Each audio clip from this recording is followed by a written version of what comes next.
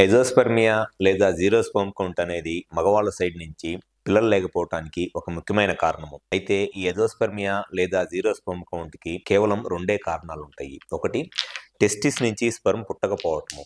దాన్నే non obstructive ఎజోస్పెర్మియా లేదా production defect అంటారు. 2 వచ్చేసి అబ్‌స్ట్రక్టివ్ ఎజోస్పెర్మియా అంటారు. అంటే టెస్టిస్ నుంచి స్పెర్మ్ బయటకొచ్చే దారిలో ఎక్కడన్నా బ్లాక్ ఉండటం. ఈ 2 కారణాలే ఉంటాయి జీరో స్పెర్మ్ కౌంట్‌కి. ఒకటి టెస్టిస్ నుంచి స్పెర్మ్ పుట్టకపోవటము లేదా బయటకొచ్చే దారిలో బ్లాక్ ఉండటము.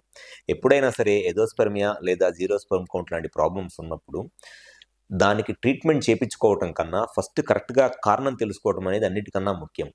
ఈ వీడియోలో నేను టెస్టిస్ నుంచి స్పెర్మ్ పుట్టకపోవటానికి గల కారణాలేంటి? అంటే నాన్ అబ్‌స్ట్రక్టివ్ ఎజోస్పెర్మియా లేదా ప్రొడక్షన్ డిఫెక్ట్‌కి అంటే టెస్టిస్ నుంచి స్పెర్మ్ పుట్టకపోవటానికి గల కారణాలేంటి?